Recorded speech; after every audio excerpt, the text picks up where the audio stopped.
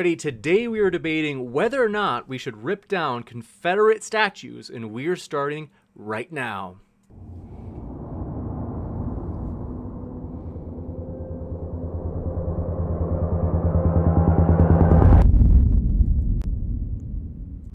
Ladies and gentlemen, thrilled to have you here for this epic debate. So this is going to be an interesting one, folks. We've never debated this topic before.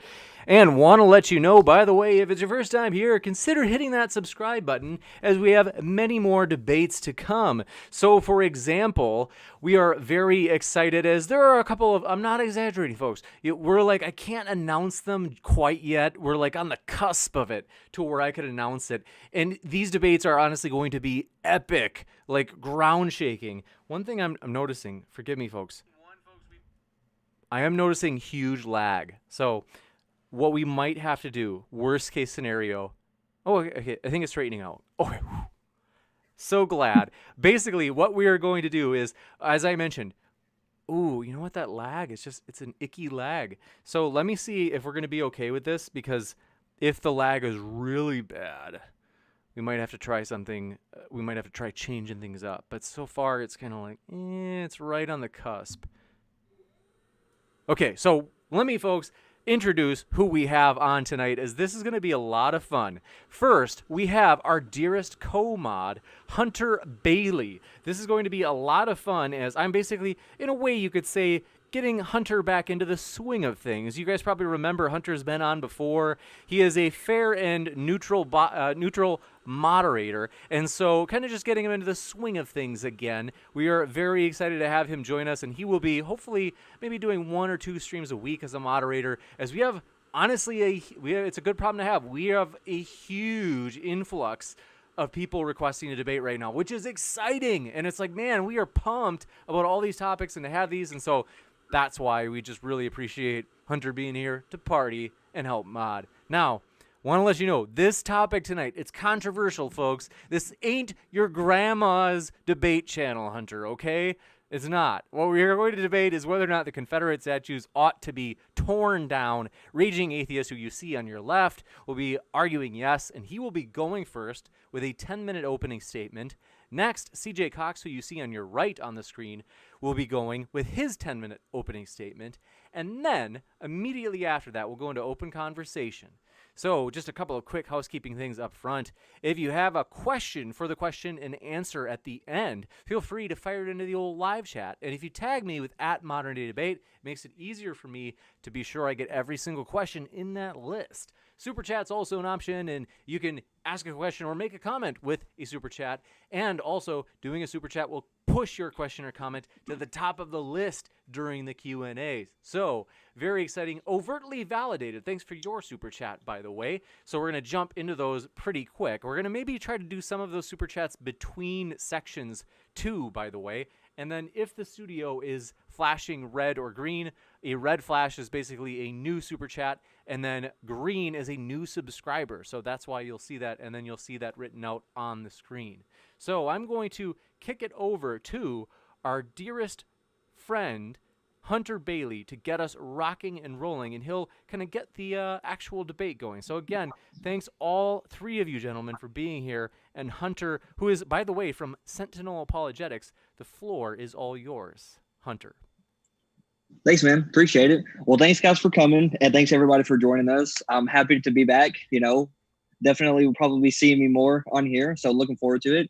So what we're going to have is 10-minute openings for each person, for each debater, and then after that, we're going to have an open conversation for about maybe 45 to 60 minutes, depending on how the conversation goes, and then after that, we're going to have the Q&A. So make sure, again, to fill out those Super Chats and send them on in, because they will move right to the front of our list, and then, afterwards, we'll try to get to the regular questions as much as we can, okay?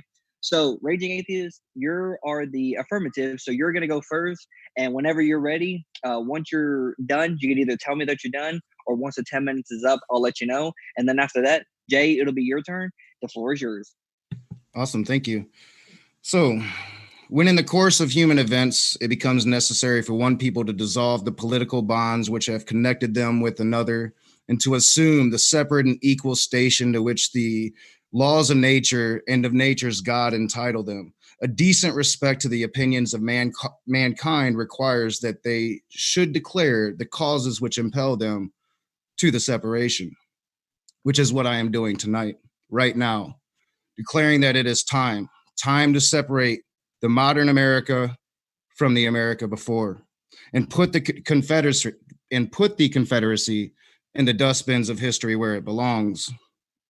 We hold these truths to be self-evident, that all men are created equal, that they are endowed by their creator with certain unalienable rights, that among these are life, liberty, and the pursuit of happiness. These are the founding ideals of our nation, ideals that we still strive toward, but have never fully achieved. We see this today as millions of people pour into the streets with three simple but powerful words: Black Lives Matter. A protest against the white supremacy that has dominated this nation well before this nation itself was ever conceived. And I am here tonight declaring that now is the time to end that legacy of white supremacy. Such a long, vile history that encompasses more than just statues that are up for discussion tonight.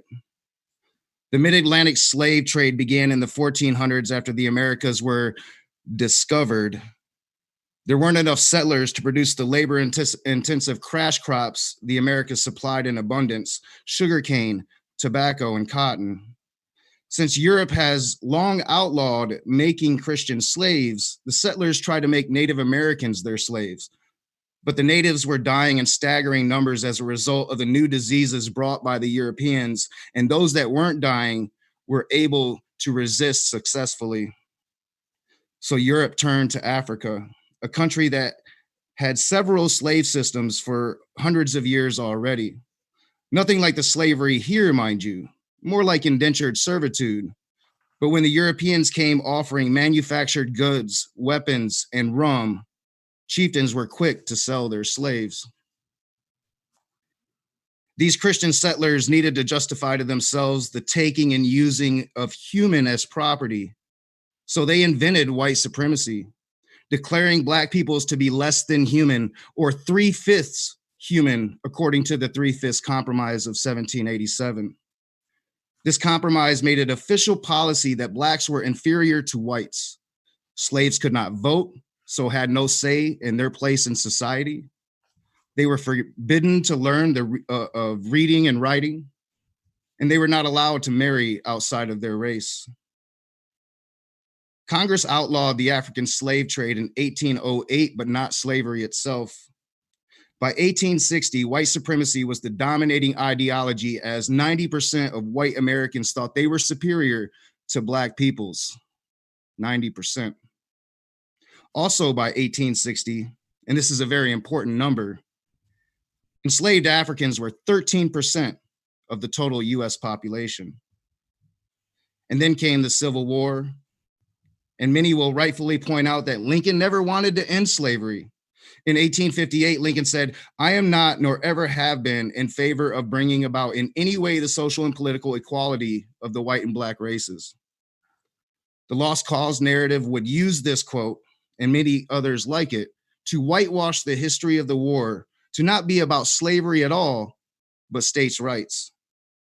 But this is just a narrative, propaganda to keep white supremacy alive, and it was very successful. But the truth is, the war was about slavery. Every single state that seceded from the Union listed slavery as its primary reason for leaving the Union. The North won, the South lost, and in 1865, the 13th Amendment made slavery illegal. Reconstruction kept the South under Northern rule. All Confederate statues were taken down, and we saw some strides towards equality for newly emancipated African Americans. But Lincoln's main priority after the war wasn't all the people he had just freed. It was keeping the Union together. So he pardoned all of the Confederates and sent them home. Lincoln would also veto any legislation that would come before him outlawing slavery altogether. Abraham Lincoln allowed white supremacy to live. Reconstruction ends in the mid 1870s, taking with it the Northern soldiers, and reconciliation begins. The South has control of the South again, and those pardoned Confederates begin to take office. But even before that, white supremacy had already risen again. When in 1866, a former Confederate general creates the Ku Klux Klan and begins a reign of terror upon emancipated Blacks. The Civil War had merely been a Band-Aid applied to a shotgun wound to the head. And as the former Confederates began to take office during reconciliation, Northern and Southern politicians began to make concessions, most often at the expense of Black citizens, most notably the passing of the Jim Crow laws. Laws designed to keep Black Americans as less human than whites and separated. It is during this time that we see most of these statues being erected, monuments to the white supremacy that was never truly defeated. A period of terror ensues, a period where public lynchings of Black people became common, as well as rape and cold-blooded murder. It was also during this time when the lost cause narrative would take off. And for 160 years now, it has kept the Confederacy and its white supremacy alive. The main tenet of this narrative, that the South was fighting for states' rights, not slavery, and that slaves had great working conditions, were loyal to their masters, and had even fought for the Confederacy. It also whitewashed the histories and glorified leaders like Jefferson Davis and Robert E. Lee. So the vast majority of these monuments were erected during this era, an era of pain and heartache, the era of Jim Crow. And it wouldn't be until the 50s, with the ruling of Brown versus the Board of Education, that this era would begin to end and the civil rights movement took shape. But it was after that ruling, as Black people were once again demanding their equality, that Southern states would again begin to erect these monuments and use symbols of white supremacy that look down on Black peoples, pretty much telling them that they should know their place. This is also the time that we would see Southern capitals raising the rebel flag high on their flagpoles. We should not be immortalizing the defenders of white supremacy. And that is what these monuments do exactly. And if governments aren't going to do the moral thing here, it's up to the people. In the second decade of the 21st century, asking Black Americans, or anyone else for that matter, to drive by public property they partly own, occupied by monuments or symbols of men who fought to destroy the country and deny that person's humanity, is perverse. These monuments have been screaming at Black Americans for decades, in some areas as long as 150 years. And what they scream is a lost cause narrative of white supremacy and racial difference. It is not only time to remove these statues, but end the myth of white supremacy. With that, I'll concede the rest of my time. Thanks so much, Rage. I'm going to kick it back over to Hunter, but did want to mention, as we're going to read Super Chats, when we can, we'll try to read them between segments.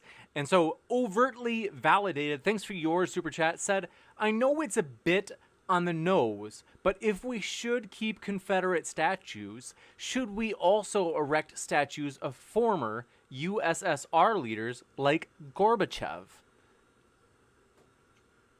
I think that might be for CJ Cox. If CJ, we'll give you like a separate little time clip here before your actual opening if you want to respond to that. All right, definitely. So the question basically was saying we should put up the statues of former communist leaders that have been taken down. Is that correct? I think so. All right, well, there's a couple things I would say on that for sure. The first thing is that had I been around in Russia at the time, I would certainly be one, and this may come as somewhat of a surprise, but to actually defend keeping up a statue like Lenin's statue for the exact same reason that I would defend keeping up the statues that we have today, which I'll get a little bit more into, of course, but basically is that we preserve history and understand things from a lens historically that is different than the lens that we would understand things if they were happening in the present. And we see that perfectly with plenty of things like all the Roman monuments and Egyptian monuments and so on and so forth.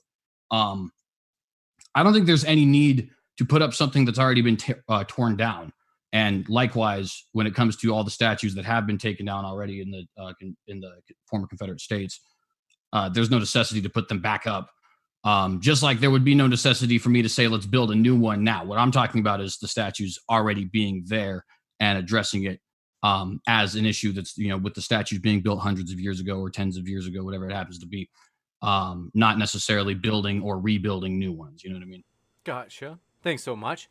And I'll kick it back over to our dearest guest moderator, Hunter Bailey. By the way, Hunter, can I tell?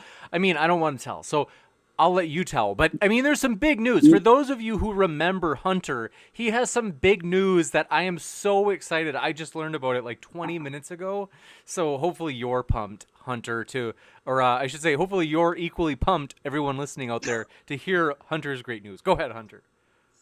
Well, put me on the spot there, but during the whole Corona pandemic thing, I got married. So there's the big news. Yay for me. All right, cool. Now we can move on. Okay, so thanks, James, for that. Put me on the spot. Okay. All right. So, Jay, you got 10 minutes. When you're ready, you can begin. All righty. Thank you. And thank you for hosting me in this debate. Thank you also to Rage for debating me here today. So I have a few things that I want to address that I think are general rules that we should understand before we actually go into the debate, which are basically the basic foundations of what I'm going to present here forward. I'm not necessarily wording it the right way, but let me just kind of go right into it. So the first thing that we need to understand is that even though we may understand morality as black and white, and regardless of whether philosophically you actually understand morality as absolute, of course, people in their day-to-day lives tend to live as if morality is black and white. And regardless of that, we do tend to understand that human beings themselves are rather gray, that civilization and culture itself is rather gray, that a lot of times things are considered to be acceptable almost universally that today we might be sickened by. And of course, this is something that happens time and time and time again. A big portion of the reason for this is because people, they have cultural beliefs that are passed on from generation to generation. They have ideas that are passed on to them through certain ethnic fights. So, like, for example, the Irish versus the English up in the United Kingdom, right? That's something that went back and forth for long periods of time because of a history of warfare, so on and so forth. The point being that we can see through the lens of history, looking back in the past, that things are actually a lot more complicated than people like to make them out to be. For example, both the modern historian and the lost cause historian would actually make the same mistake into just wrapping everything up, in my opinion, into one word, essentially, or term in the case of the lost cause narrative. In the lost cause narrative, they say it's states' rights. This is partially true. In the narrative of the modern historian, they would say it's strictly slavery. This is also largely true. The fact of the matter is warfare and, once again, people and ideology and culture and things of this nature are incredibly complicated. For example, let's say, hypothetically speaking, there was a lot of talk, whether it was legitimate or not, let's just pretend it was for a minute. There was a lot of talk back in 2012 with people like Alex Jones, the governor of Texas, which I believe was Rick Perry, if I'm not mistaken, and numerous other people in Texas saying, if we ever have to deal with something like Hillary Clinton or people taking our guns and stuff like that, we'd secede. Hypothetically, let's say that happened, right? And 100 years pass, and a politician comes up and says, well, this fight was about gun rights. Is he wrong? No, of course not. That is the straw that broke the camel's back that would eventually lead to the secession, if that had led to a secession. However, if somebody else came across and said it was about preservation of the Bill of Rights, would he be telling a lie? No, because the Second Amendment is actually something that is listed in our 10 amendments of the Constitution. Furthermore, if somebody said, well, an increasing government bureaucracy over hundreds of years eventually just had a lot of Texans disassociated with the United States government, that would also be accurate, right? Even though politically speaking, that's not really going to be on the rhetoric list for most people, but that's the reason a lot of the individuals would be fighting, so on and so forth. And there's numerous other reasons that people could list to say, well, this is why they wanted to fight, this is why they wanted to secede, so on and so forth. That's, of course, a hypothetical, but the same thing is true if we go back to real life looking at the Confederacy. For example, we had 7 states initially seceding from the United States of America. These 7 states obviously were just not having the election of Abraham Lincoln, and that was essentially where they drew the line. And there are 2 things that are simultaneously true here in this situation. The first thing is that what they thought would be taken away from them was what they considered their right to slavery. The second thing is they believed that as individual states, they did not have, the government did not have the authority to actually push that on them. And in fact, a lot of people back then, both North and South, were more associated and had more of a kinship with their state than they actually did with the nation as a whole. It's actually, according to a lot of historians, the Civil War that made Americans, both North and South, really have a solid sense of patriotism and being one nation rather than these individual split up states. After that had occurred, Abraham Lincoln decides he wants to raise an army because he wants to preserve the Union. And then 4 other states decided to secede. And interestingly enough, one of the states that decided to secede happens to be Virginia. And the Virginia legislature, though it did also list slavery, makes very clear that they thought it was unethical for the president of the United States to actually raise an army against who they considered to be fellow Americans for enacting what they considered to be a sacred human right of secession, which of course is a pretty interesting philosophical question when you consider the fact that the United States of America itself was actually a secessionist movement that broke away from a larger group for reasons that, if we're being completely honest, and I say this as a patriot who loves my country, are relatively trivial, honestly. Like, King George III was not Adolf Hitler by any stretch of the imagination, right? And yet we tend to see these people in a light that actually, justifies their cause and glorifies them and all this other kind of stuff. And of course, I'm not endorsing any sort of hero worship, nor am I saying that George Washington is 100% the moral equivalent of Robert E. Lee. But what I am saying is that when you look at both of these situations, they are very similar in the cases of they are traitors against either the crown or the government of the United States for reasons that are varied and incredibly complicated, that a lot of people thought was incredibly justified, and that in the end, the victors ended up writing the general history on. That doesn't mean that the victors are necessarily wrong. Of course, the Civil War is the reason why the African American is freed in modern America. That's absolutely a fact. That doesn't mean that's the reason it necessarily started. In fact, we all know the Emancipation Proclamation wasn't signed until 1863. That doesn't mean that the people who fought in it individually were people who we would consider to be contemptible. In fact, there's many people who were Confederate generals who you could argue had a more enlightened view of African people than Abraham Lincoln himself. I think one of the best examples is Thomas Stonewall Jackson, who actually went as far as to say that, of course, he and Robert E. Lee even actually endorsed the idea that Black people could fight in the Confederate Army as a way to earn their freedom. But on top of that, Stonewall even would go a little bit farther and would teach them how to read and write for the purposes of reading the Bible. And of course, you can say what you want about the apologetic nature of that. But the point is, as was pointed out by Rage in his opening statement, that was not something that was culturally acceptable. And yet Stonewall Jackson decided that's something that he should do. He thought that it was his Christian duty to teach these people, even though the general culture at the time did not want that to occur. We can say what we want about white man's burden, right? 150 years, knowing that that's an incredibly stupid idea. But at the time, that's a lot more enlightened than what a lot of other people are thinking. For example, things like, oh, well, these are just basically animals and we can treat them however we want, and so on and so forth, right? So understanding it in that context, Robert E. Lee's views on racism are actually significantly more enlightened than a lot of other people, a lot of whom would be fighting for the North. Ulysses S. Grant, of course, owned a slave. And the other big thing we need to understand here is if we start tearing down some historical monuments and some historical figures and their reputations and things like that, we end up tearing down virtually all of them. We've actually seen, it used to be in 2015, 2017, things like that. This was a hypothetical that we were arguing about.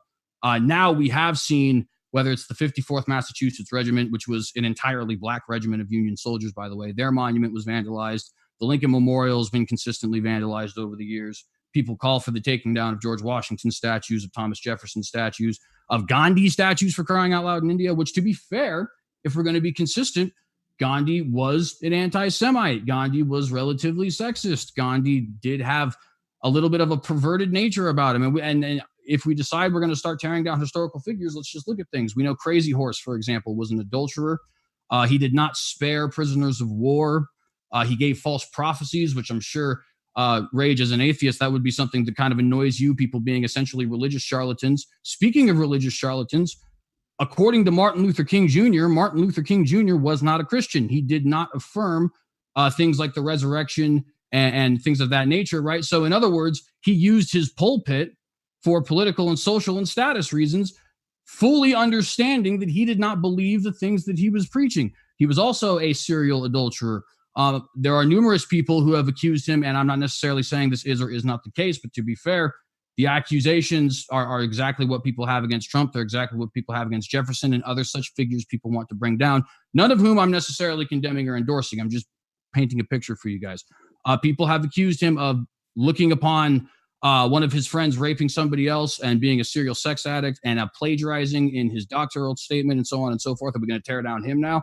Are we going to tear down Malcolm X because he was, for a very long period of time, very violent, a racial supremacist, a segregationist, so on and so forth, right? Said things like, and I quote, you're not equal to the white man, you're better than the white man. That's right, I said it, better than the white man, right? Are we going to tear him down now? Are we going to tear down Tecumseh because he was a racist, because he was a religious zealot, because he was an autocrat who did not actually allow any sort of freedom of religion and was incredibly racist actually towards white people in his Prophetstown back in the 1800s, so on and so forth. Julius Caesar, of course, with the conquests, and Lincoln had what many people have termed a concentration camp, and so on and so forth. We can go on and on. Or are we going to understand, looking at these people through a historical lens, that things are relatively complicated and that a lot of people did a lot of things that are relatively admirable while also doing a lot of things that are significantly unadmirable? In the case of Stonewall Jackson, Robert E. Lee, they were great generals. They just had great military strategy. People have thought that that was something that was kind of cool. Of course, the rebel spirit is something in America. All right. Sorry, I'll just stop there. Okay, great. So next what we have is the conversation, just an open conversation between you two. And if I have to step in just to separate you two, I will put you in timeout. But we're going to have an open conversation between the two about your opening statements. And again, for people who are watching, if you have a question, go ahead and put it in a super chat and send it with @ModernDayDebate so that we can put you at the front of the list for the questions at the end, so that we can actually get to know people's feedback or the questions you have. Also, in your question, if you can, please add to who the question you want it to be, whether it be to the Raging Atheist, or if you want it to be to Jay Cox, or if you want it to be to both, so that we know who to exactly ask them to. So whenever you guys are ready, Raging Atheist, Jay Cox, it's y'all's floor. Enjoy. So sorry. One last quick announcement. Thanks for this. Is usually we don't mention this, but I did want to mention so anybody who's new to the channel, the only rule that we have that's like strict, where we bring the hammer down with like 0 warnings, is obviously no hate speech. So if I see something that looks like that, it's like you're not gonna get a warning. And I always, it's not actually. It's actually like it's probably like maybe a 1/10 of a percentage point of people that show up in chat say something. So like we're pretty lenient, but I did see one today, and I saw one in the last stream. I know who you guys are. You rear your little heads with your Kermit the Frog profile pictures and stuff like that. Is that we're like pretty easygoing, but when you have hate speeches, like that's the thing we're not going to give you a warning for. If you are harassing somebody, and it's not hate speech. Like, so you're just like, oh, so-and-so is a pervert or whatever, we'll be like, hey, can you lighten up, take it easy, like if you're targeting an individual, like, we'll give you a warning, because we want everybody to enjoy their time in the chat. But like I said, hate speech is the one thing where it's like, no warnings for that one. So thanks, gentlemen. The floor is all yours, as Hunter said. Awesome. So like there was a lot there in your opening, and I want to try to get to all of it, but it seemed like the main gist of your argument here is, we're not tearing down statues of Stalin, or where is it going to stop? Are we going to tear down statues of Washington, Stalin, all of these other people? And we're not talking about those. For say a person like George Washington, we make monuments to him despite his sin, not based upon it. So we believe in the power of memorials to say something about who we are. We have memorials to 9/11, as we should, but we would be horrified if someone were to put up a memorial to Osama bin Laden for what he did in 9/11. arguably the most influential person of the 20th century is Hitler, and yet the world would be rightfully outraged if they were erecting statues of Hitler in Berlin. We're talking about the enslavement of human beings and constant reminders that those freed slaves now, their descendants have to look at every single day. That's the issue of the topic here. It's not other statues. It's not where do we go beyond that. It's the Confederacy statues. Now, these Confederates were traitors to the nation. You mentioned secession. Secession was ruled unconstitutional by the United States Supreme Court. And while I agree it's a good philosophical argument to argue about that in reference to the revolution, the Supreme Court did rule on it. And it seems to me that it's not really a good argument, because we're not even really talking about the succession. We're talking about the people that fought to maintain the white supremacy of the South and to continue owning and brutalizing human beings. Well, I think there's a few things to be commented on upon that. I think the first thing is we need to understand not only where these sorts of things lead, but also the hypocrisy in some of these things, which is part of the reason I mentioned other historical figures. Quite frankly, I think you could make a serious argument that Stonewall Jackson had a more enlightened view of race than Malcolm X. And Malcolm X I'm not advocating, by the way, that we start tearing down anything from Malcolm X either. What I'm saying, though, is that people need to be understood within their historical context. For example, in the case of Virginia as a whole, right? So not even just Stonewall and Robert E. Lee and James Longstreet, who was in the Army of Northern Virginia and so on and so forth, but just the state of Virginia as a whole. Their primary concern upon actually deciding we're going to secede was not actually anything that had to do with slavery or even government overreach. It wasn't even necessarily states' rights. What they were actually upset about was the idea that Lincoln was going to raise up an army and invade what they considered to be their fellow countrymen. And of course, like I said, most people back at that time, North or South, it really doesn't matter. They were very tribalistic in the sense that it was really your state that you identified with. It really wasn't the nation. You identified being somebody from Ohio, somebody from Virginia, so on and so forth, right? Stonewall Jackson and Robert E. Lee were doing basically what we would expect of any good soldier in fighting for what they considered to be their home without any sort of political bias one way or another. Their home itself was seceding because they felt that the use of violent force to keep the nation together was not justified, which is, of course, an argument in and of itself. And I think with those things being in context, you start to see that this is not the black and white issue that people make it out to be, lost cause or modern. And I agree with you that the lost cause narrative is false, but there is some truth to it in the sense that not all of these people were evil or just wanting to, go about oppressing black people and stuff like that, right? A lot of times it was, like I said, in the case of Thomas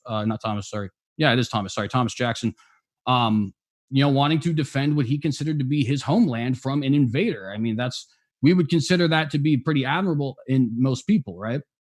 Well, sure, but there's a huge difference between Stonewall Jackson and Malcolm X. Malcolm X didn't own human beings, right? Be that as it may, though, Malcolm X was quite hateful. I mean, right? I mean, sure, like in his earlier days, sure, but he didn't own human beings. So that's a huge difference there. Also, you are giving a lost cause narrative here. You're saying, like, Virginia, for instance, wanted to didn't think that it was constitutional for Lincoln to raise an army, although Lincoln did have that power. He had those war powers just like the modern presidents do. But yet the moment they succeeded from the Union, they were no longer part of the Union. So that argument is moot. And when it comes to Virginia, Virginia had the most slaves in the Union. And in their Declaration of Succession, the primary reason was slavery. It wasn't the other thing. It was slavery. Well, the legislature actually said when they voted to secede that their primary reason for seceding, it was April 11th, I believe, of 1861. They said that they did not believe it was justified for Lincoln to raise that army. Now, of course, like I said, we can argue about whether or not it is justified. I mean, of course, one thing I would think that when they have the most slaves. Well, I mean, that's honestly kind of irrelevant when you consider the historical situation. I mean, let's think about this. Maryland had a bunch of slaves. West Virginia had a bunch of slaves. Missouri had a bunch of slaves. Kentucky had a bunch of slaves. These are in the Union. Well, so, I mean, that's the issue wasn't irrelevant. even the southern states. Lincoln wasn't trying to take the southern states' right to slavery. He was trying to stop slavery from advancing into the western territories. That was the issue. That was why the South succeeded, because they thought, well, if Lincoln's going to do it over there, he's going to do it over here. So they became traitors to the country. Right. But I mean, being a traitor is, I mean, that's a term that is honestly very loaded depending on what side you're on. George Washington is a traitor, right? I mean, that's a matter of historical fact. Well, I mean, in fact, he was even a member of the British Army, right? So those are two different things. The Revolution was about taxation without representation, not the owning of human beings. And those founding fathers, quite a few of them, actually wrestled with the moral dilemma of slavery. Thomas Jefferson being one of them when he wrote his Declaration of Independence. So this was always a moral issue.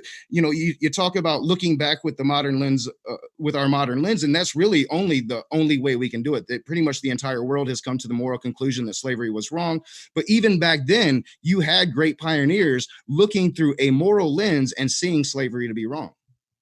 And to be fair, I mean, you should look at some of the writings of a lot of these Confederate leaders. Some of them were those Confederate leaders. Like I said, I pointed out that Stonewall Jackson went against what everybody said about what African Americans were, or I guess at that time they wouldn't really be considered African Americans. Well, sure, but then he fought to defend white supremacy. He fought to defend Virginia. There's a very fundamental difference.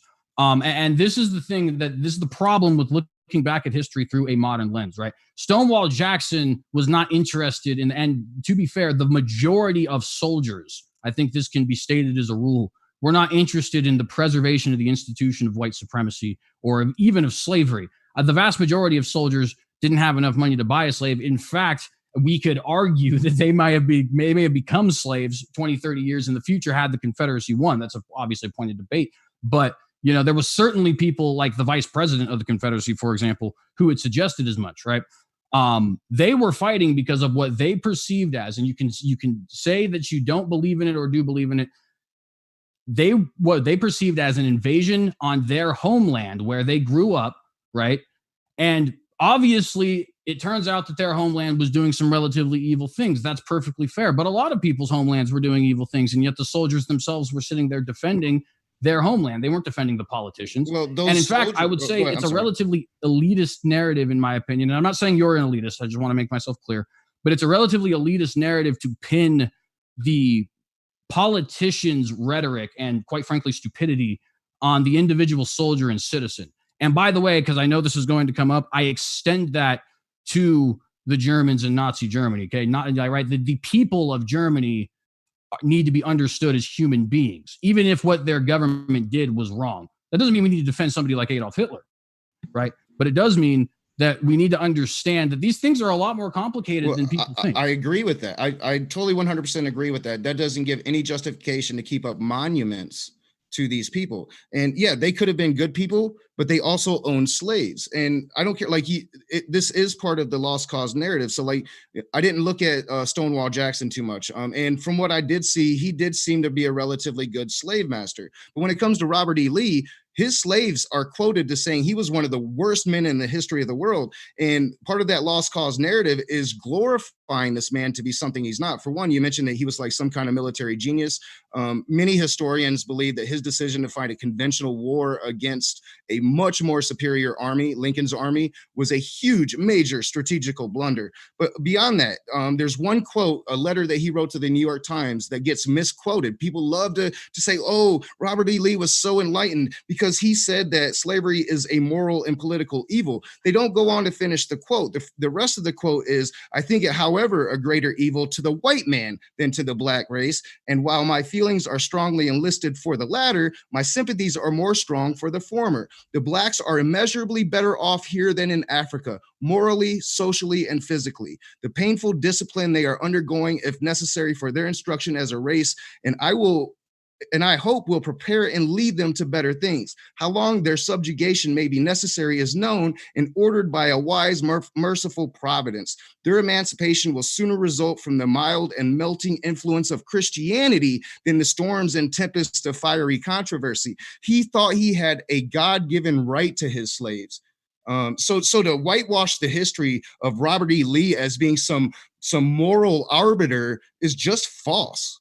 Well, hang on. There's a couple things there, I think. So first and foremost, I would say, and I know it's not the point of the argument, but I mean, I would debate with anybody who wants to say that Robert E. Lee wasn't a military genius. He made mistakes, certainly. I mean, some of the largest mistakes we've ever seen were done by some of the greatest. He invaded like the North Napoleon twice Bonaparte, and for lost example. both of those incursions. It was a huge blunder. Oh, absolutely.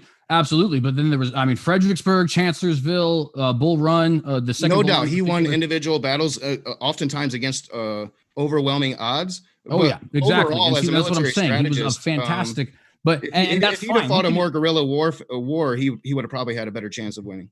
That's fair. That's 100. And in fact, to be fair, General James Longstreet said as much, and Stonewall Jackson himself was fond of using his smaller army in ways that were not necessarily conventional. So I agree with you on that, but that doesn't mean that the man, right? We should give credit and this is a big problem that I actually have with this idea. See, the problem with tearing down statues isn't even in the act of tearing down statues, but in what it ends up representing in tearing down the people themselves completely. Like, we can't even acknowledge that Robert E. Lee did some very brilliant things. I mean, the man whooped virtually every Union general, including, by the way, Ulysses Grant, who beat him. The difference with Grant was a pit bull and he refused to lose. Right? I think that's natural. Like what's his name? The roof guy that went and shot 9 people in the black church. He probably did some good things in his life, right? But we're not going to glorify him because what he did was reprehensible. It's the same. That's fundamentally different, though. That's fundamentally different, though. No, it's not. Like a lot of these slave masters did a lot worse than that. For numerous reasons, though. So first off, like I said, we do need to understand things in their historical and cultural context. What Robert E. Lee believed, and you'll notice I did say earlier on that what Robert E. Lee believed was what's called white man's burden. The idea of white man's burden was that it was actually a burden on the white man to actually own the slave for the slave's own social and moral and religious growth, I guess you could say, right? It's an abhorrent idea, absolutely. That's what Robert E. Lee believed. However, how much more enlightened is that than Nathan Bedford Forrest, who thinks that these people are literally, I mean, essentially just animals, right? Who wants to go out and torch them, who slaughters prisoners of war simply because he's infuriated that white and black people in the South, that was American by the way. policy. They were 3/5 a human. They weren't even considered fully human. Well, I understand that, but once again, that's the politicians, right? No, Robert E. Lee had his own, and by the way, the law of the land. That's perfectly fair, but doesn't that kind of prove my point in the sense that this is something that you look at what Robert E. Lee is actually believing, and it's not enlightened by our standards by any stretch. Granted, by his standards, comparing that to Nathan Bedford Forrest, comparing that to some of the other slave masters, the fire eaters as they were called, right? That's absolutely enlightened. It's not Thomas Jackson enlightened. It's not Marcellus Clay enlightened, right? But it's enlightened for the time period. I will grant that it was enlightened for the time period, but still he fought to keep black people slaves and free black people are living in these areas having to stare at a statue of this man. We can take these statues down. Nobody's saying whitewash history. Nobody's saying, in fact, this is actually trying to stop the whitewashing and the glorifying of these Confederates and put them back in their actual place. These things belong in a museum, a place that you can go and context can be provided to this, but we have to put ourselves in the shoes of our fellow citizens right now, people whose grandparents were slaves, right? And they have to look at these statues. And it's easy for us to sit here and talk, semantics and history, but we need to put ourselves in their shoes, what they have to go through on a daily basis when they look at the people that didn't even consider them to be human. See, but and the thing about that, though, is there's 2 different ways that you can put yourself in their shoes. And I want to address that in a second because I just want to briefly say, as it pertains to these statues, I will say that I admire the fact that you separate the 2 because very few people do. However, I think the movement itself doesn't separate the acts that one did and the statues that somebody has with their reputation as a whole. And to an extent, we even see people, my problem with the modern historian, and again, I want to be clear, Lost Cause and the modern narrative as sold in your universities, I think they are both flawed with a lot of truth in them, right? To be fair, the modern one more so than the Lost Cause. I would grant that accuracy as well. The Lost Cause is basically propaganda. It certainly is some propaganda, absolutely. But there's points of it that, like, for example, you were talking about the whole Virginia thing. That is a Lost Cause narrative because the Lost Cause would preserve that historical fact. But it is a historical fact. And these people believe Robert E. Lee, and this is one of the things I keep wanting to point out. He fought. If you asked Robert E. Lee, why are you fighting? It was, I want to defend Virginia. In fact, he said as much. Well, yeah, he said that to Lincoln. I think I'm quite aware of that. Yeah, I didn't right. So being offered the army there. So that is something that is fundamentally different from what someone like Jefferson Davis or what someone like Nathan Bedford Forrest, the founder of the KKK, right? What they might believe. And what I'm saying is what we did in not only reconciliation with Abraham Lincoln's idea of reconciliation, but also with kind of allowing the Confederates to basically live on, was we set up a system which in the future has done us very well, by the way, of treating historical radicals in an understandable way, because we know what it's like. That's why we were here in the first place. And that's why a lot of Native Americans, a lot of times farther on, it depends on the place, obviously, sometimes they were absolutely brutalized. A lot of other times they went on to go get, educated. And then obviously, would they be happy with their situation? No. But for the time, there was people who wanted to be enlightened and wanted to push forward certain things that would actually, help people out and things like that. And we see that looking back through history, right? We see that there are people who wanted to do these things, people who actually did great things, people who did great things despite doing other terrible things. One of the ways that you can actually see where other people are coming from is by understanding that they have a lot of heroes who did the same. That by understanding that Malcolm X was a very racist man, by understanding that Martin Luther King had numerous terrible qualities, by understanding that Nat Turner wanted to literally go into white homes and kill white women and children, right? And understanding that despite those things, despite those abhorrent beliefs and actions, right, that there was a historical context to understand it in. Nat Turner led a slave revolt and he killed white people, but they were brutalizing him and his people. Like you don't understand that's justified. Like, I mean, all right, so that's the second time now you brought up Native Americans. Now I need to inform you, I am 33% Cherokee.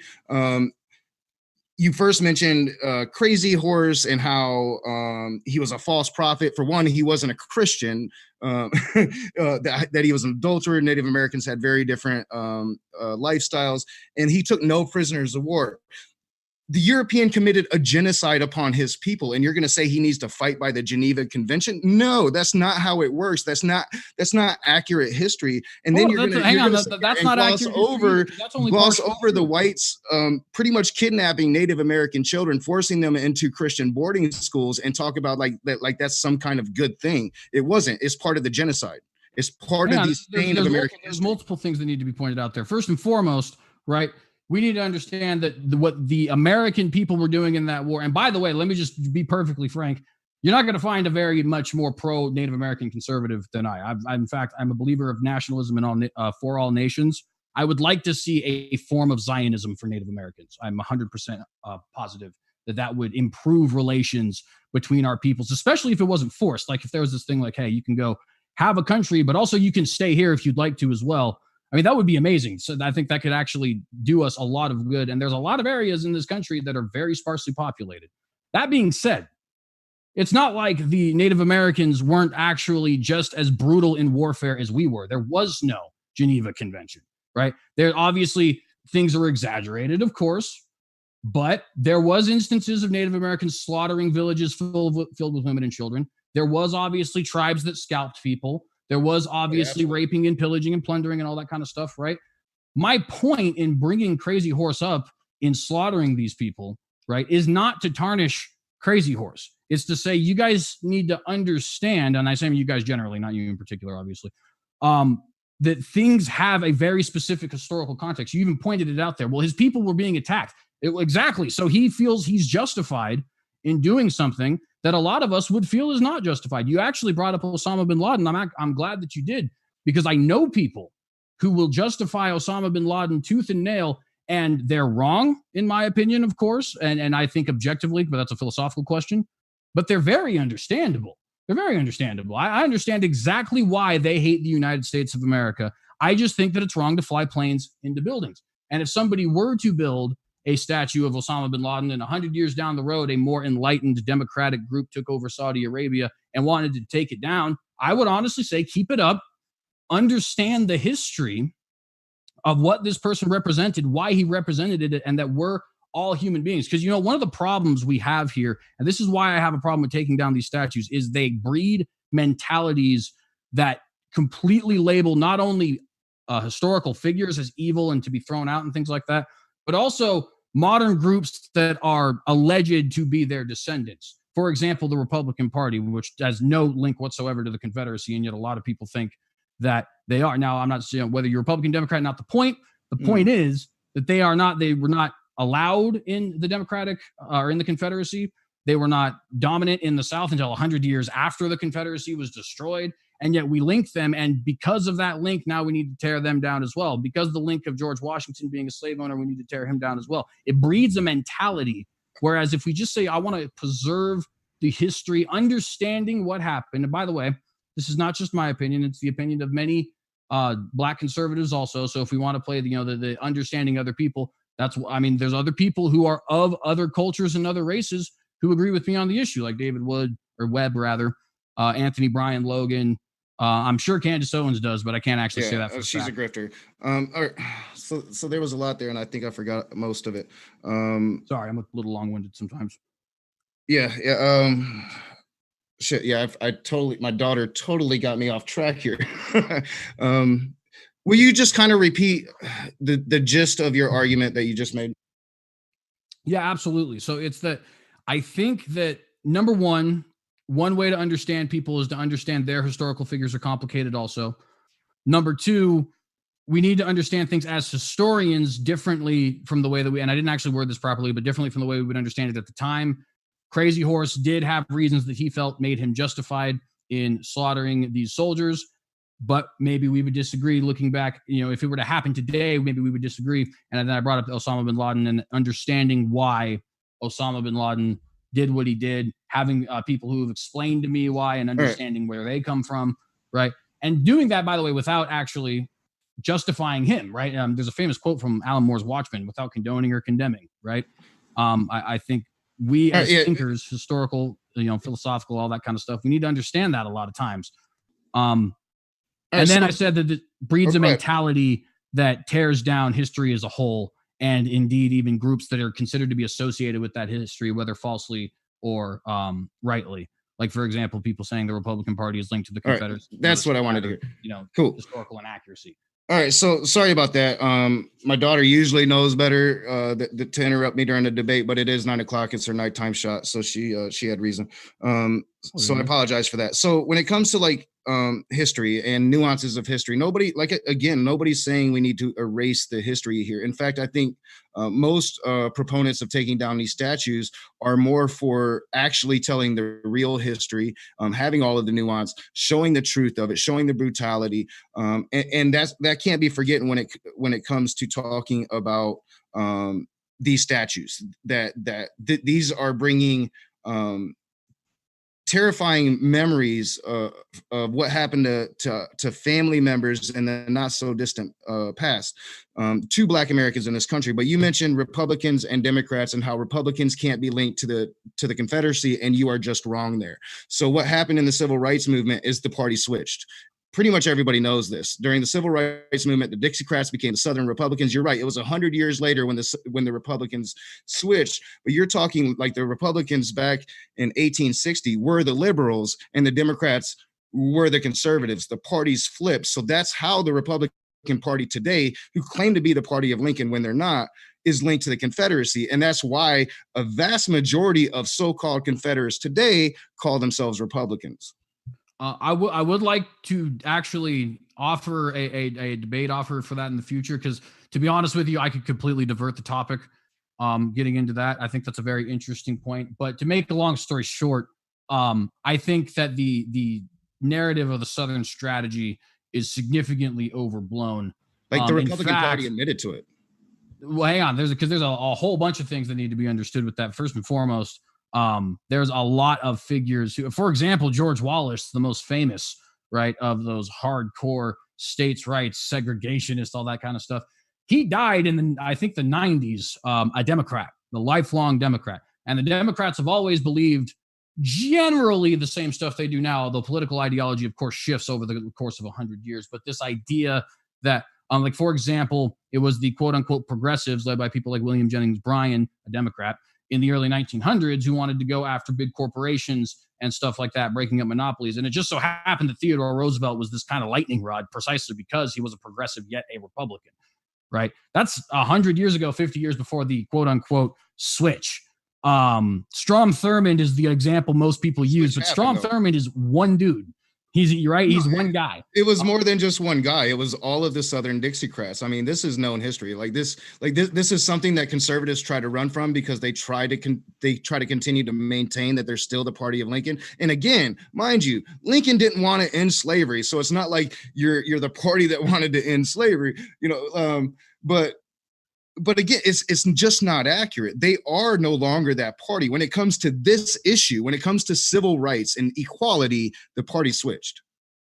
I mean, I simply don't think there's any evidence for that. And I say that, by the way, as somebody who is not a Republican, even though I am a conservative. I have numerous problems with the party. That is not I'm not a Democrat anymore after all the recent bullshit.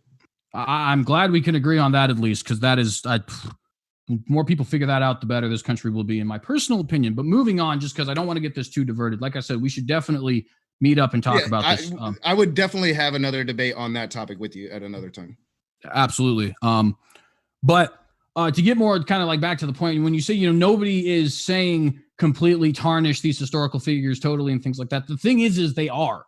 The thing is a lot of people are actually saying that same way. In fact, there's people, some Black Americans that don't want to deal with it. But like when it comes to taking down the statues, it's not about whitewashing history. It's just about getting them off of the public space. Most, and yes, there is some extremist here, but most of us would like to see a U.S. slavery museum where all of these artifacts and the context surrounding them can be put, and then Americans can go and truly learn the history of the Civil War instead of the whitewashed history that people are learning today. Both are a whitewashed version, though. I mean, you said even yourself, right, when we were having earlier in this conversation, this idea that, well, yeah, but Robert E. Lee made these huge blunders.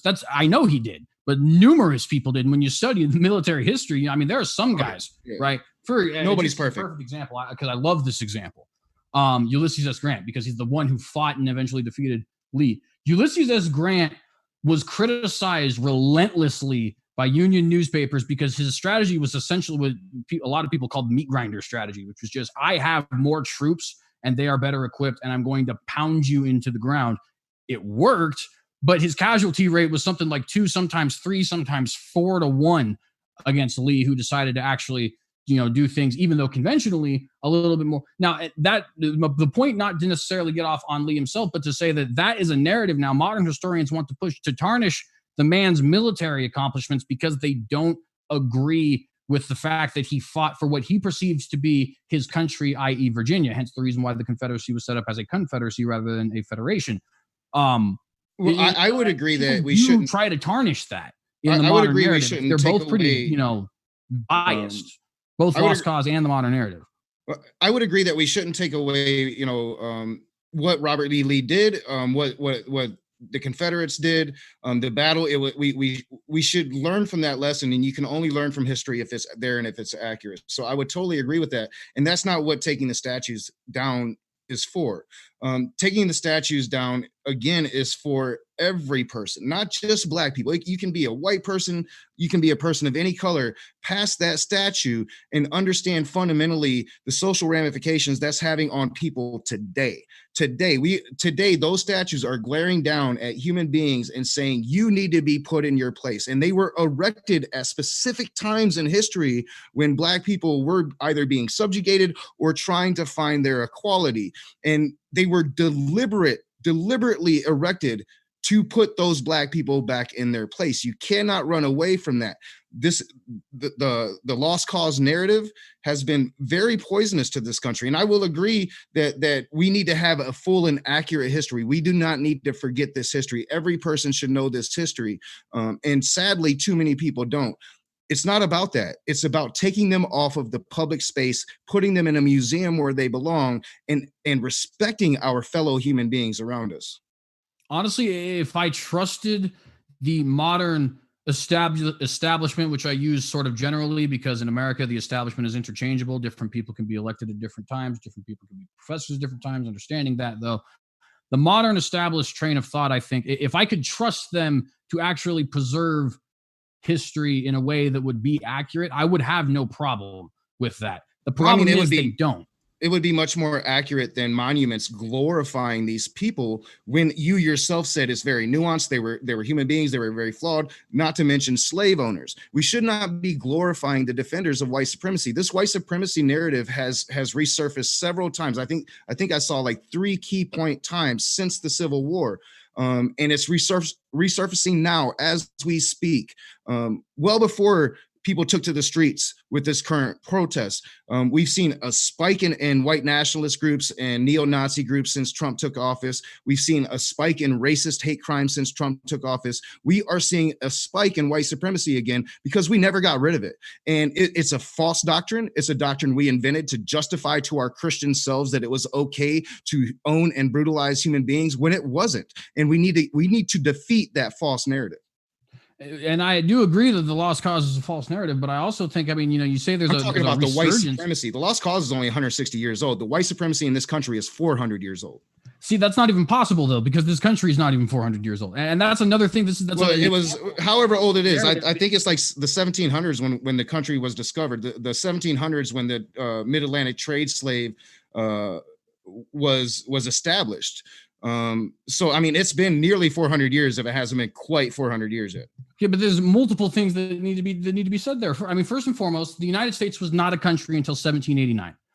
Maybe Everything I'm thinking 300 before years. Maybe I'm getting my numbers wrong. Cannot be blamed on the United States, right? That's when our Constitution was established. That's but even before that, that white supremacy was here because we owned slaves before that Constitution was established. That has nothing to do with the United States. That would be sure it does. That would be it's like the entire reason that Thomas Egyptian Jefferson wasn't able to get it eradicated. It's the reason the Southern states and that Continental Congress didn't want to lose their slaves. It was an issue in that Continental Congress because it was already an issue before. You can't take that away. I get that, but it has nothing to do with the United States in the sense that our history of being racist as a country cannot possibly be older than our history as a country. We began in 1789. 1776 is a historical misnomer. In fact, July 4th wasn't even the day the Declaration of Independence was signed. You know what I mean? So. But like the fact is, it was 1789, 19 years. I am older than 19. I think everybody here is. I'm only 22, but I am older than 19, right?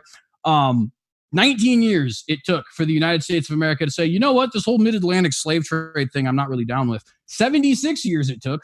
That is lower than the average age, the average life expectancy in the United States for us to abolish slavery. 76 years. That's they it, ended the right? mid-Atlantic. I know people trade. older than that.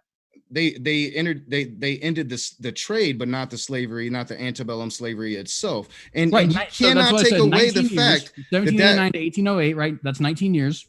And then 1789 to 1865, that's 76 years. You cannot take away the fact that there was years before that, years upon years of slavery and white supremacy that had ingrained itself into this nation. In fact, our policing system, we have kept from England, like sheriffs. We still have sheriffs to this day, and the policing system is what's at issue right now. So, I mean, you can't take away from the fact that the history before the country, sure, yeah, the country 19 years later abolished the slave trade. They didn't abolish slavery, and that white supremacy was there ingrained in our society well before that, and that is my point. One thing is, I mean, there's a lot of things that were ingrained in a society well before that, though, but they're not something that you can actually blame on the United States. The 400 years narrative. Hey, Jay, hold on 1 second. We got James talking real quick. James, go ahead. Hold on. Let me, I think I have to unmute myself on Zoom.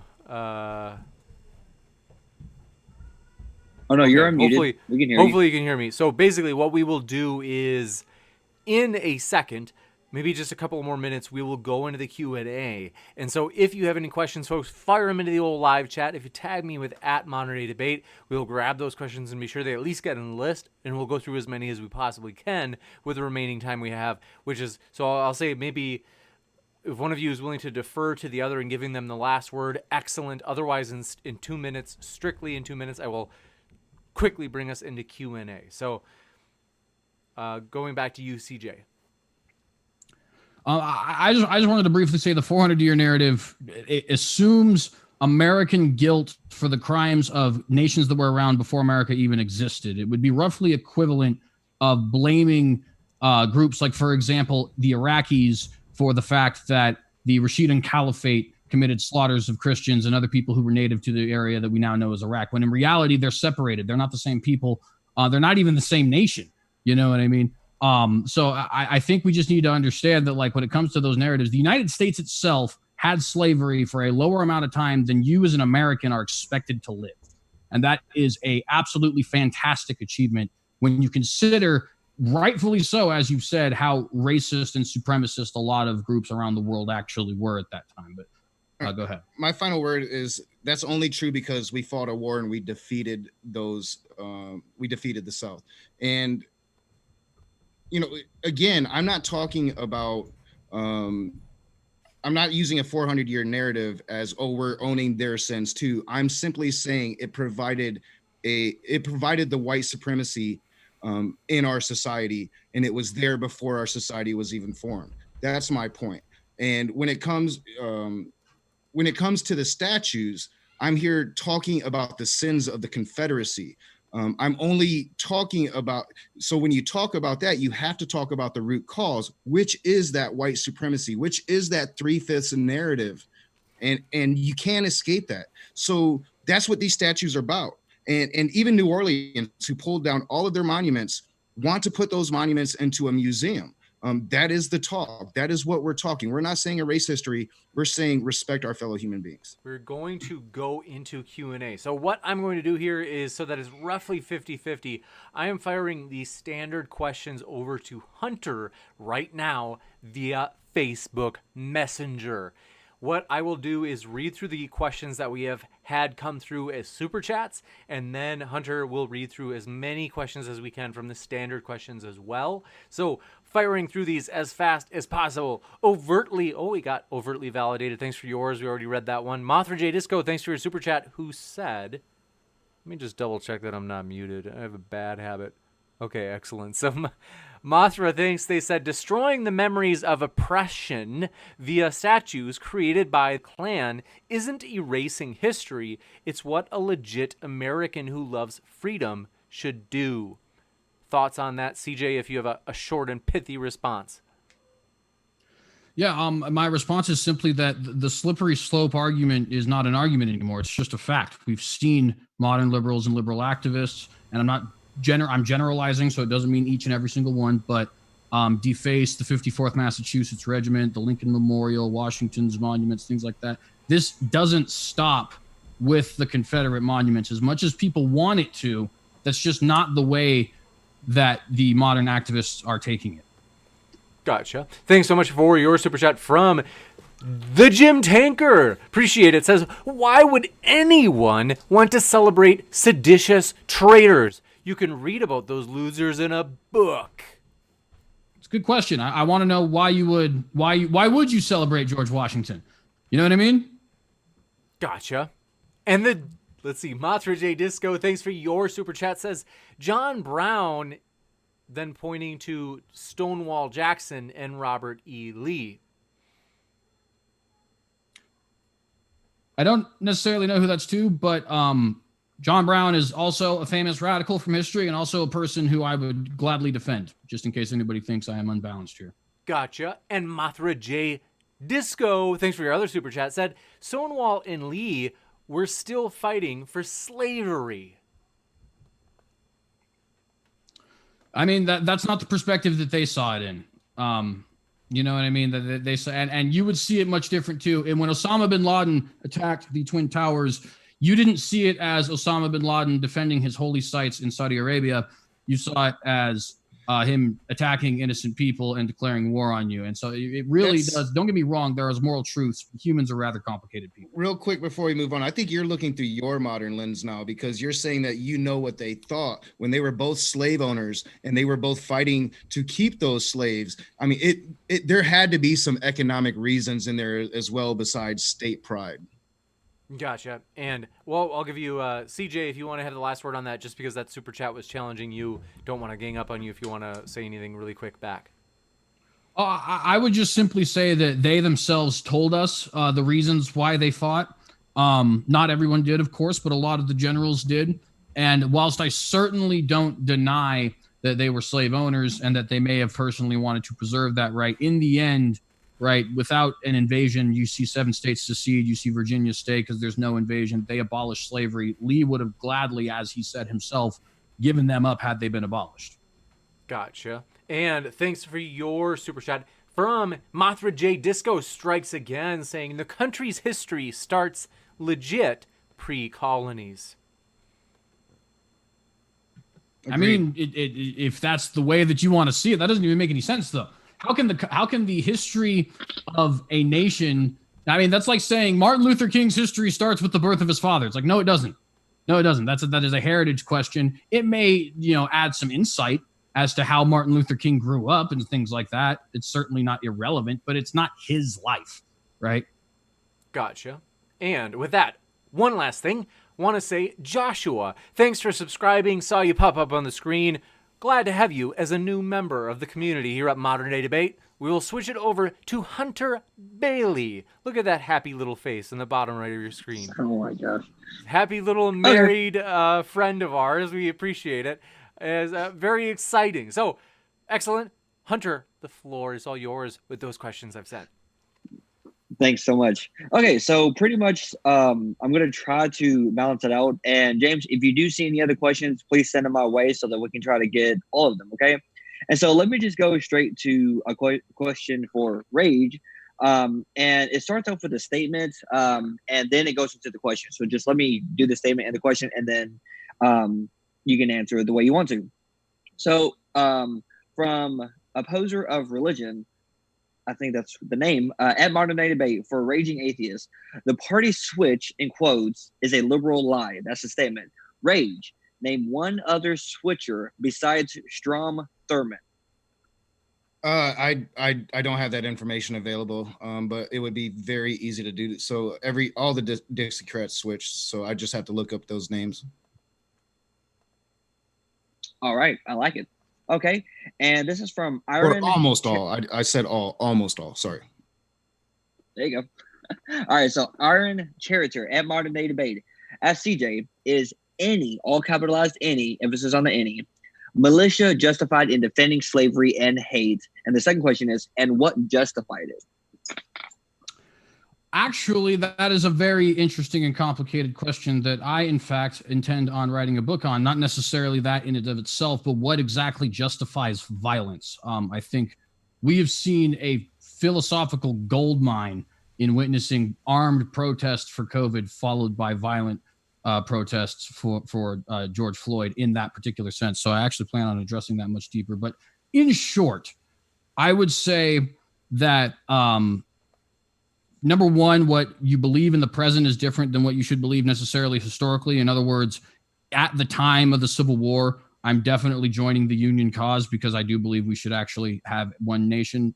As a historian, I think I can look at it differently. But also, you need to ask yourself the question, what exactly are people fighting for? Is the leader of the group fighting because he wants to preserve himself, whereas each individual is fighting because they think he's actually going to preserve them in a way that is luxurious and prosperity and what would be the word prosperitable? I don't know. What is the word that you would use to describe? Not relevant. Point is, you get what I'm saying. Peace and prosperity and all those good things, live long and prosper, right? So it's more nuanced than just that. But in the end, morality is black and white. I do think that when you defend systems that are evil, that is wrong. And I do want to make clear, I don't think the Confederacy was on the right side. All right, great. Okay, so this also is for CJ. And as a matter of fact, it's a good question, I believe. And so I'm actually going to switch it just so that we can kind of bring both of y'all in this, okay? So for CJ, do you actively advocate building monuments for all major events in American history? It's an interesting question. I guess actively, no, but I wouldn't have a problem with anybody who did. And in fact, I saw a debate recently it was a street debate between a black woman and a white man in front of one of the statues they're trying to take down. And she said, well, this would be roughly the equivalent of us putting a Nat Turner statue up in a white neighborhood. To be honest, if that's the compromise you want, whatever, I'm down. Nat Turner has many heroic qualities about himself. So, that's fine. I guess I'm not actively endorsing it, but I in the sense that, I'm the one who's like, hey, let's go spend some taxpayer money on building a Nat Turner statue. But if you want one, by all means, I don't care. Okay, and now let me switch it on you. Do you actively advocate tearing down monuments for all monuments who own slaves? No, I think that it would be an interesting discussion once we win the Confederate war on statues. But I think like with people like Washington and Jefferson and people like that, we memorialize them for their ideals and for creating the country. We memorialize them despite their sins, and the difference being that with the Confederates, we're memorializing them for their sins. I would definitely be for taking all statues of Christopher Columbus down, but that would be a different debate as well. Okay, great. Alrighty, so the next one is for CJ.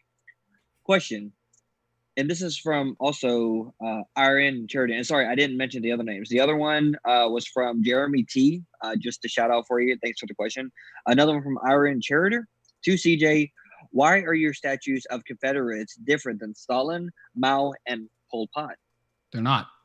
They're not. I honestly, and I catch quite a bit of flack from my conservative friends for this, but they absolutely are not. There is no difference between a radical that differs from you ideologically, except for the fact that they differ with you ideologically. And quite frankly, I think the people of Eastern Europe do themselves a disservice when they, rip down these statues of men dead 50, 60, 100 years, rather than, finding a way to actually preserve the history whilst also acknowledging the horrible atrocities that they did. Our histories are essentially the novels of us as a people. And they're good stories to be, a little bit romantic about it, I guess. And we shouldn't be ashamed of that, even if there's certain things in it that are terrible. I mean, there's terrible things in all good stories, right? Darth Vader blew up Alderaan. That's a terrible thing. Of course, that's a fiction, but the point being, that's part of what makes the story so, emotional and epic and philosophically, deep and all these other sorts of things. And so I don't think we should be ashamed even of the bad parts of our stories. Gotcha. Do want to jump in with a couple of super chats that have come through more recently. Taliesin Oberlander, thanks for your super chat, says, may the ghosts of the Confederacy rest in piss. Thanks for that. Let's see, Brutal. Rage's face, like looking at his face. Mothra J Disco, thanks for your super chat, says, CJ, you aren't a historian because don't understand it. I'm like, I think they're maybe trying to say because you don't understand it, but I'm not. There is a missing word there, so I'm not sure if I got that right. Mothra, let me know if I butchered that.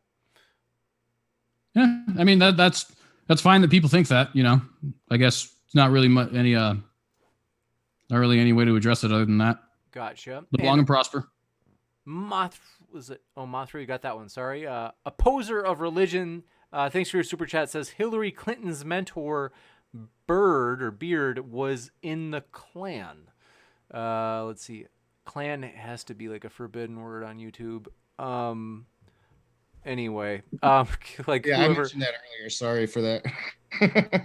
That's okay. I would say Donald Trump's dad was so. Gotcha. And kicking it back over to Hunter Bailey. Thanks. All right, so going on with the other questions that we have here. This one here is from Mind Onion, and it says, at Modern Day Debate, CJ keeps trying to rewrite history with Lost Cause and claiming there was no party switch. How can he possibly talk about trying to remember it? ? I mean, that's not rewriting history. If you want to show me some evidence that it's rewriting history. In fact, to be fair, I would appeal here to the fact that most of the historical claims, and you can correct me if I'm wrong here, Rage, but most of the historical claims I made were not actually challenged here because they're pretty well established, with the exception of the party switch, I think. Yeah, I think that would be the big one. Maybe maybe the embracing of the some of the narratives when it comes to Stonewall Jackson and Robert E. Lee. I'm glad to see you didn't talk about Jefferson Davis though, because he was a douche. Fair, granted.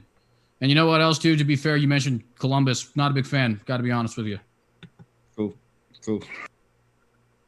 Alrighty. So this is from Dave Dave Langer, I think it's how you say it. Sorry, I butchered that. At modern day debate, Q for J. If you get to it, would he be okay with the compromise instead of tearing down the statues? Just move them off state land to a museum or private land. And honestly, I would put this for Rage as well. Do you think that that would be, the best kind of compromise? So Jay, you go first. If we can trust that the culture will actually do that, absolutely. Right now, I don't think we can. I'll give a perfect example that bleeds completely out of the intellectual and into the cultural. World War II, Call of Duty, right? They couldn't even put swastikas in the game because they were too scared it might offend somebody. Now, think about this. Here's a video game where you're killing people, right? But we can't make those people evil people because otherwise we would be killing them for justified reasons. I don't even understand the logic behind that. You know what I'm saying? And yet they did, because we have this culture that looks at these historical things and they just vomit profusely because they don't like what happened in the past. If that was not the mainstream narrative in intellectual discourse, I'd absolutely be fine with that. And to be fair, it very well might end up, being that way in the future. We've gone through numerous periods of time when intellectuals were dishonest, shall we say, and a lot of times a lot of better intellectuals won out. So we'll see what happens. Yeah, I would just real quick. I would totally be down for it. Like CJ, I would hope that it would be historically accurate and that a PC culture doesn't get a hold of it. I would totally agree with that. I would like the historical museum of the Civil War, when that would happen, to be 100% the truth, and people should have disclaimers going in that they're going to see things that they probably don't like. All right, and to kind of just move on from Will of R, I guess is how you say it, at Modern Day Debate, ask the soy man on the left what he thinks about Jewish supremacy. Who's on the left? I guess I don't really know. I think Soy Boy would be me, the liberals. Right, yeah. What do I think about Jewish supremacy? I think any racial supremacy is wrong, period. So I'm a secular humanist. I believe that all humans have merit, even if they disagree with me, even if they have atrocious ideals that I would combat, they still have merit. So I would say that any form of racial supremacy is just flat out wrong. One quick thing. Donald's Angry, thanks for your super chat, said, my sweet tea is made with a 100% Yankee tears. Thanks for that super chat. Wouldn't I be considered a Yankee because I'm from Wisconsin? Is that? Yes. Okay. Technically. What's so bad about Yankees? Okay, go ahead. Go ahead, Hunter. They're damn Yankees, James. I'm a damn Yankee. So I was a person that was born in the North. I went to the South and I stayed there. You're up in Michigan, right? Yeah, I live in Michigan. I was born in Michigan. My dad moved us to North Carolina in the 4th grade. I was raised and spent most of my youth there. And then in my 20s, I moved back to Michigan. That's rad. So you're a traitor. You're a traitor. Pretty much. Yeah. One last super chat just fired in from General Ballsack. Thanks for your super chat. Said, raging atheist. They're addressing you, saying 3/5 was intended to degrade slave states' power in Congress. Do you think it would have been better to have them count as full people and increase the power of slaveholding states in the Constitutional Convention? False narrative. Total bullshit. It was definitely meant to make Black peoples less of a human. And it was a demonizing propaganda to justify the brutality that Black people suffered. So as to the specific context of the question, I would have to look into it, but I just reject that thoroughly. Gotcha. One last one. Super chat. Thanks for your super chat from Wolf. I don't know the Chinese symbol right before the word wolf. I don't know Chinese. Sorry. They said that Call of Duty reference, to be fair, since the swastika is illegal to show in Germany, most games that ship internationally avoid it. It's not really an American thing. Oh, okay. So I think they're saying, because Germany won't allow it, Americans are kind of trying to be more efficient They just produce the game and just leave it out altogether in case they're, that way they don't have to like, change certain games to allow it or not allow it. Well, to be fair, I think that first off, I think that's wrong, and I know this is not the debate, but individual people who want to display their Confederate flag and believe their lost cause ideology. I mean, this is the United States of America. Do whatever you want. I don't care. And I think the same should be true in Germany, but it's not, and it's not my country, so whatever, they can do whatever they want to do. That being said, the same thing has led us to censored a huge number of people. Of course, ironically, South Park's banned in China is banned in China. God of War is banned in Saudi Arabia, so on and so forth. And people start to adjust what they do here because they want to appease a tyrannical government in another market that, quite frankly, does not necessarily deserve our products. And I think, honestly, a government should be forced, if they want our cultural products, they can accept them in full and deal with it. You know what I mean? And if they don't want to deal with it, then elect new people. You know what I mean? I know in some instances that's not necessarily possible, like Saudi Arabia or China, but I'm not interested in placating. Which, to be fair, I guess somebody who has a little bit more of an economic and less principled view might be different. So I grant that. Gotcha. Kicking it back over to good old Hunter Bailey. All right.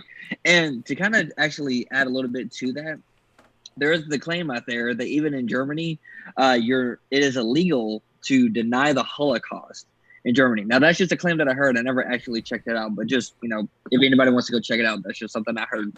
Yeah, no, that is true. And as a result, for the record, they still have vicious neo-Nazi groups. We do too, but they're not nearly as bad, as in size, I mean. Gotcha. Okay, and this is actually the final question I have here.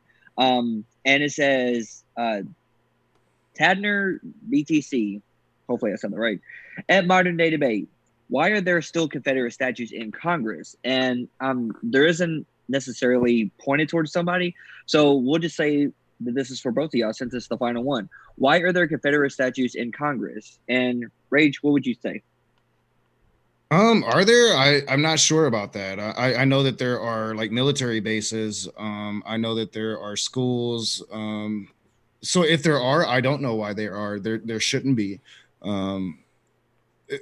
Considering that they were traitors of the country. Now, I think CJ is right that it's a philosophical debate to have on whether succession should be unconstitutional. I think maybe it shouldn't be. But the U.S. Supreme Court did rule that it was. So by that, just the act of succeeding from the Union is traitorous. So they shouldn't be. Gotcha. Yeah, and I would say... Go ahead.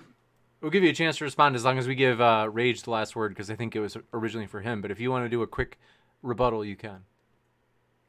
Yeah, absolutely. I was just going to say the statues we have in Congress aren't necessarily...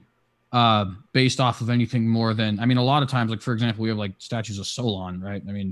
That's just simply because he was a lawgiver. It has nothing to do with anything else. So it's a little bit more arbitrary in that sense. I think, Congress is actually very arbitrary with their architecture, if we're being completely honest with you.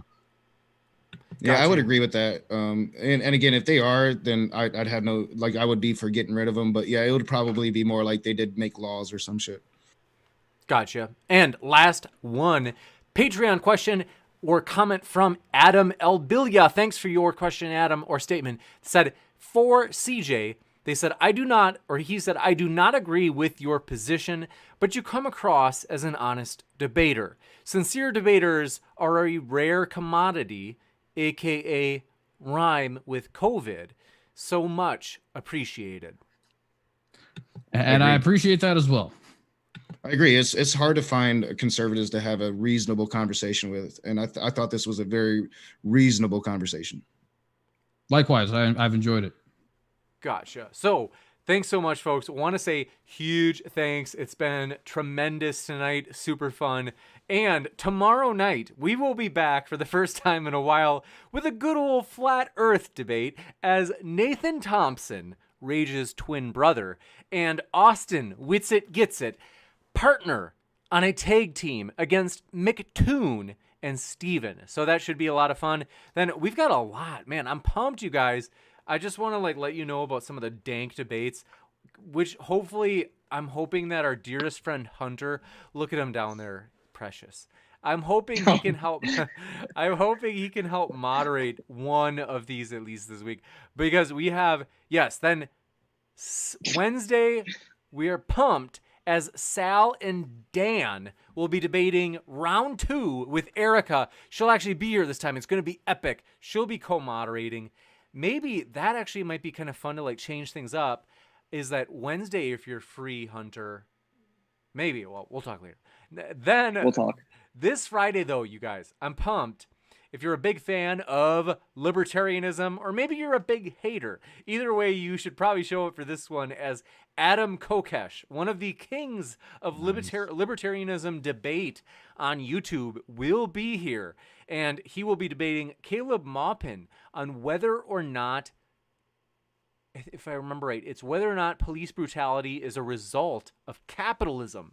So that should be an interesting one. Saturday should be, I think I've got to remember, but we do have one scheduled for Saturday. You guys, I'm not joking. You're not going to believe me, folks. Believe me, okay? I'm excited. I'm very excited. We have some debates right now that we're setting up that they will shake the pillars. You guys think I'm joking. You guys think I'm being dramatic. Some of these debates, if they happen, which they're in the works, we're talking, we just can't announce it yet, they will shake the pillars of religion debate and political debate, and both of those debates may happen this month. So I'm excited. They're big time, bigger than what we've hosted before. Huge. Okay, so anyway, I just want to say I love we appreciate our speakers so much. I didn't mention this at the start, and I should have. We have linked both Rage, aka Nakasuchi, and CJ Cox in the description. So that way, folks, if you're listening and you're like, I like that, I want more, you can hear more. That's why I put those links in the description for you. What are you waiting for? So really exciting. And I'm also going to put our co-host, co-moderators link, namely Hunter Bailey's link for Sentinel Apologetics, down in the description as well, as we totally appreciate his help. And so, very pleasant guy. Look at him. It's a face you gotta love. Yeah. Oh my gosh. So, but I do. Oh, that's right. McToon is pronounced MC Toon. Sorry about that. Very embarrassing. Thanks for embarrassing me in front of everybody, Stripper Liquor. Thanks. Want to say though, thanks so much, Rage and CJ Cox, for your debating tonight. It's honestly been a pleasure to have you guys. Yeah, thanks for having me, man. Absolutely. I appreciate it also. So with that, keep sifting out the reasonable from the unreasonable, folks, and we will hopefully see you tomorrow for another great debate. Have a great night, everybody.